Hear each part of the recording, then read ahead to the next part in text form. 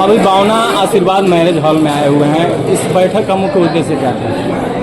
इस बैठक का मुख्य उद्देश्य कि बूथ से लेके घर घर तक, हर एक मोहल्ले तक जाना है और जा कर के भारत के यशस्वी प्रधानमंत्री जो विकास का गंगा बहाए हुए हैं, इसके बारे में सारी अपनी जनता को बताना है कि आज और कल भारत क्या था, आज भारत क्या है, इसकी जानकारी हमारे माताओं, बहनें, नौजवान साथियों, अपने युवाओं को बताना है, अपने बाबू को बताना है। आप भी दरौली विधानसभा क्षेत्र से भावी प्रत्याशी हैं, लगातार मेहनत कर रहे हैं, सभी जगहों पर पहुंच रहे हैं, सबकी बातों को सुन रहे हैं। क्या लग रहा है इस बार जो दरौली में लगातार 2 बार से यानी 10 वर्षों से जिस तरह से कमल नहीं खिल रहा है, क्या इस बार कमल खिलेगा? एकदम 100% खिलेगा।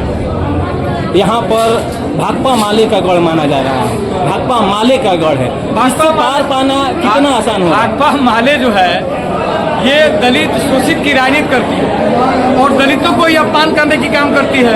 आज दलित पूरे दरौली के जान चुके हैं, सदैव राम जी ये दलितों के दुश्मन है और दलित आज जान चुका है कि नहीं, इनको वोट देने से हमारी काफ़ी क्षति हो रही है, हमारे समाज के लोगों में काफ़ी रोष है कि ऐसे विकास विहीन विधायक को इस दरौली से हटा देना है। अभी प्रधानमंत्री जी का आगमन हुआ है, उसको लेकर क्या कहेंगे? प्रधानमंत्री हमारे देश के प्रधानमंत्री है, सारे राज्यों में जा रहे हैं, बिहार में भी आए हैं और यहाँ भी विकास के लिए बहुत सारे पैकेज का जो है घोषणा किया है, बहुत सारे योजनाओं का घोषणा हुआ।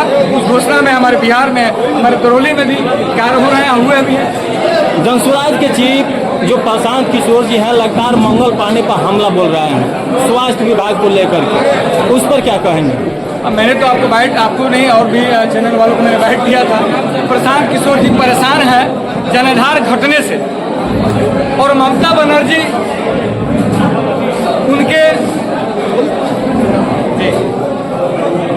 ममता बनर्जी के भाई हैं। वो चाहती है ममता बनर्जी की बिहार में भी बंगाल जैसा ही हम क्रियाकलाप कराएं और यहाँ भी उपद्रव और बिहारी भाइयों में फूट डालने का काम करें। इसलिए ऐसे स्वच्छ और ऐसे सुंदर और ऐसे विकासशील नेता के बारे में ऐसा बोल रहे पड़ता है प्रशांत किशोर जी मेंटली थोड़ा सा ठीक ठाक नहीं है, इसलिए कि पटना में भी उन्होंने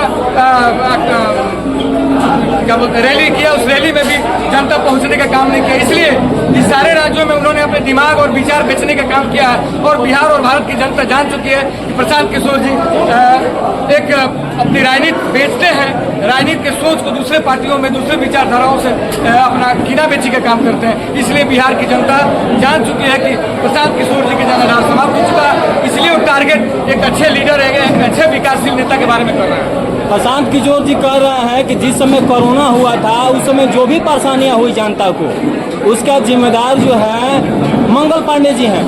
मैं प्रशांत किशोर जी से जानना चाहता हूं, क्या सिर्फ बिहार में वो रहते हैं?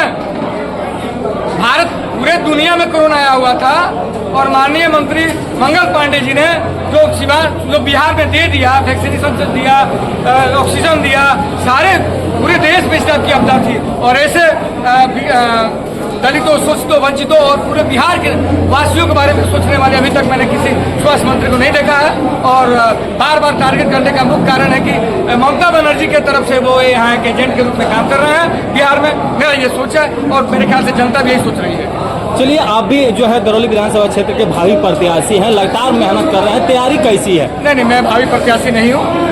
जो भी भारतीय जनता पार्टी एक बहुत अनुशासित पार्टी है और मैं छोटा सा कार्यकर्ता हूँ। अगर मुझे समझेगी कि इस लायक हूँ तो मुझे दे, मैं लड़ने के लिए तैयार हूँ और जनता में प्यार बांटने की तैयार हूँ और ये जीत करके भारतीय जनता पार्टी की झोली में ये सीट देने का काम करूँगा। ऐसा मेरा कुछ नहीं है कि मैं तैयारी कर रहा हूँ चुनाव लड़ने के लिए। मैं अपने भाइयों, मित्र, साथियों, अपने ग्राम वासियों, दरौली वासियों के बीच में आकर के मिलता हूँ, जुटता हूँ, दुख सुख में आता जाता हूँ, यही मेरा काम। जिस तरह से आप बात कर रहे हैं, ऐसा लग रहा है कि कहीं से आपको जो है संकेत मिल गया है कि टिकट जो है आप ही को। ऐसा कुछ नहीं है। भारतीय जनता पार्टी बहुत ही संस्कारित पार्टी है और कहीं से ये संकेत नहीं है।